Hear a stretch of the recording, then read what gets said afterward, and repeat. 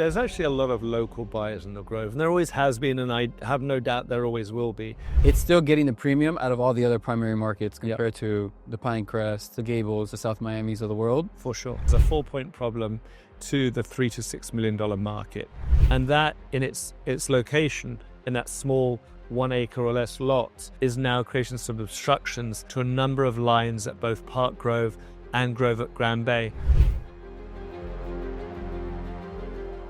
This is my dive with David Vasquez, our territory manager for Coconut Grove. A deep dive look into the current state of the Coconut Grove condo and home market with all the stats, all the data, and all the key human observations that we have with our clients over the last seven months. Yep, 6, 7 in the market. So let's start with the houses, David. Yes. So first thing to say is what we've been seeing statistically speaking, and then we'll kind of unwrap that. So months of inventory, what are we looking just generally across the board in the Grove, just as a good starting point? So basically we broke down this whole study in different price points between 1 million to 3 million, 3 million to 6 million, and 6 million to 10 million, because it's obviously we can't bunch them all together. The 1 to 3 million is basically entry level. The 10 million is almost top of the single family home Grove market. So we can't just bunch them all together. Yeah. So in the 1 to 3 million, which is the entry level for a single family home, inventory is crazy low, 4 months. Seller's market, that's either a small home, small lot, or basically land value. Yes. So again, 4.2 months of inventory. The volume is about the same.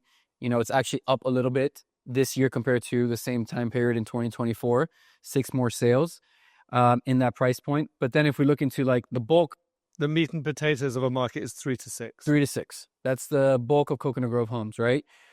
So that one, in terms of sales, only 5 sales less, so not a huge difference.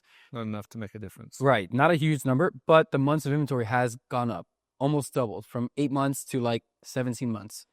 A lot of that has to do with poor product. Yeah, there's a 4-point problem, as I've called it, as a 4-point problem to the $3 to $6 million market. And it's a reason why we have an accumulation of grown inventory in the last 6 months across this period to what you consider a double amount. The first problem is this. Properties, there's a good number of these types of homes on busy or bad streets. Okay, what do I mean busy? A main arterial route where there's a lot of traffic. Again, most of our buyers are families, and we'll get into the demographic profile, the clients that we've been working with. A busy street or a bad street. Bad street could be also a street which is considered a part of town where you might be backing up to a lower income neighborhood or a street that's less desirable, or maybe, we're talking about typically that west side of the Grove, down Grand Avenue. There's a few little quadrants where it just doesn't feel as polished.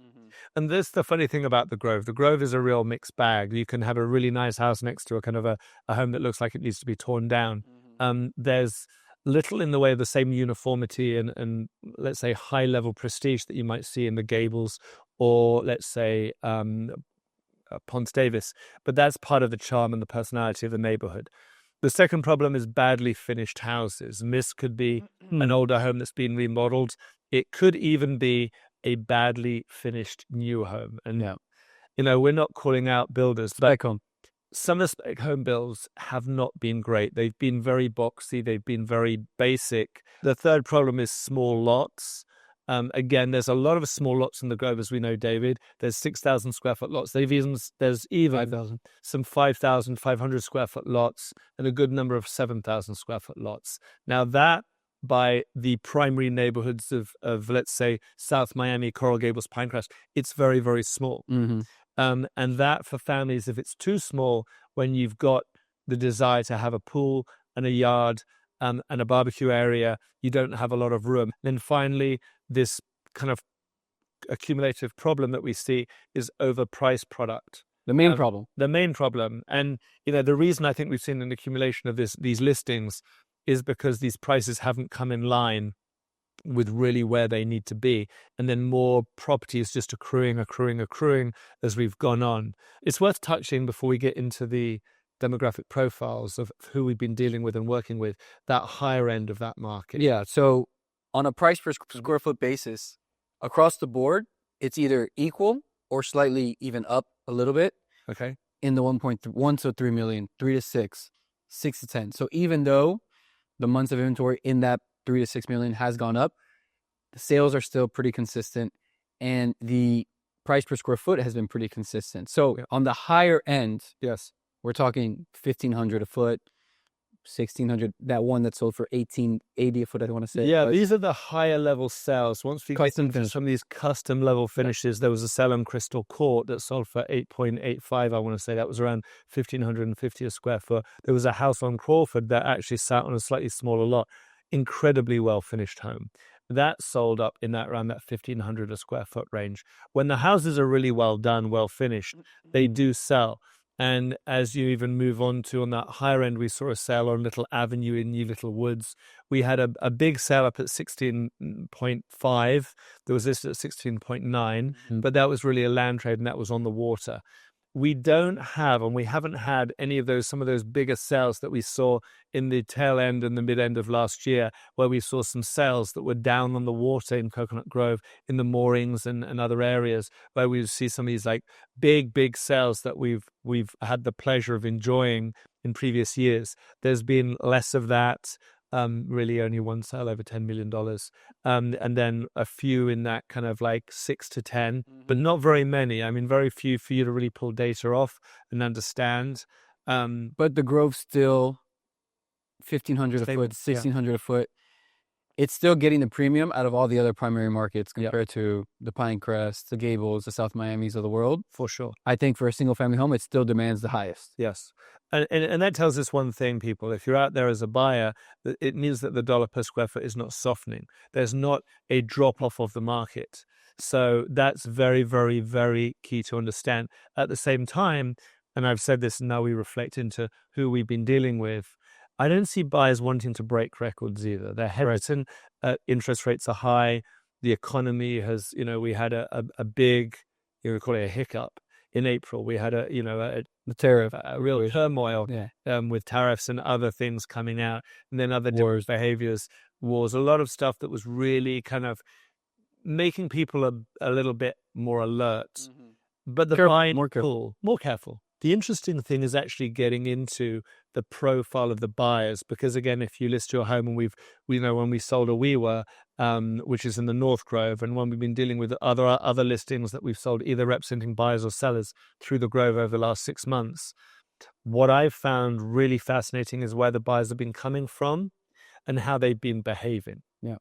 So you made a mention earlier on about buyers just kind of circling. They'll pop up, they'll look, they'll disappear, they'll come back again. And when going back to the 4-point theory that you mentioned, when a house does check off a good street, good lot, well finishes, it flies off the market. Yeah. Priced correctly, if it's forget about 19 months, it'll sell in a week. For sure. If it even hits the market. For sure. The buying pool, again, there's actually a lot of local buyers in the Grove, and there always has been, and I have no doubt there always will be. They come from graduating. They graduate from Brickell and downtown. They graduate from the roads in Shenandoah. They graduate from a rental that they were in for the last year because, let's say, they had already relocated from another state. There's that buying pool. Local, somewhat local, who are now looking for their home. And then we still have the relocation buyer. Yeah. We had the California fires. We have buyers. A bunch of California buyers here earlier in the year. Yes. I would say Q1.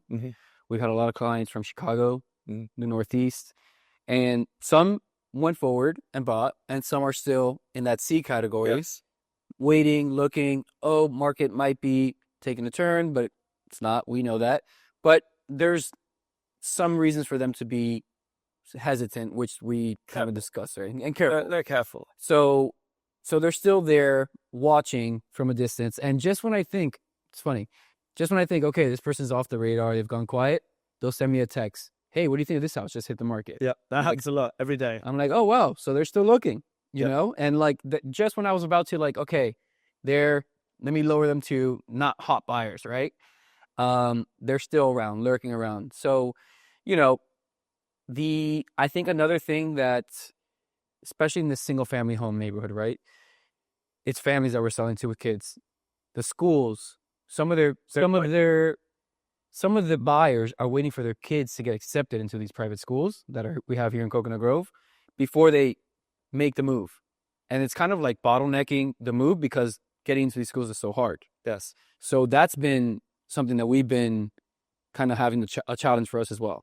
It's one of the aspects that when we get into listing properties, people say, all right, so you understand the numbers and you understand the demographics and what people are doing and why they're doing it. Now, the question is, how do I sell my home? What should I be doing if I'm listing my home right now, or I've listed it and I haven't been successful, or I'm thinking of listing it as we get into the autumn and we get through July and we get into August and kids are back to school?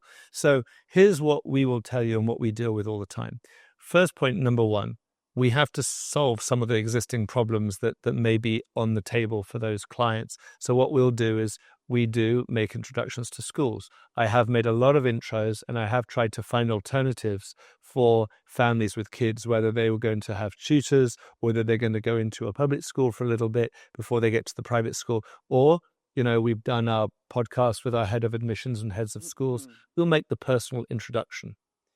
But I think the second point of how we market is making sure that we resonate, and what we do and what we show and how we sell really resonates with that audience, and we understand their needs and wants. So we're talking to them as a family and we're showing them the right product in the right area. And the price is that overruling element. We are extremely direct when it comes to price. We don't want to massage your ego and make you feel warm and fuzzy.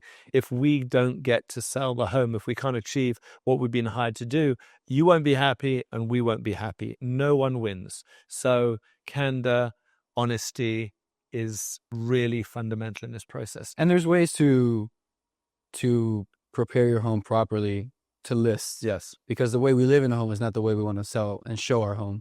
So the staging, the painting, the landscaping, kind of like all these little things that it's a little bit of investment, a little bit of work up front. It pays off usually 5-10 times. There's some incredible improvements you can do. And then again, even homes that it may not be what it is, it's what it could be.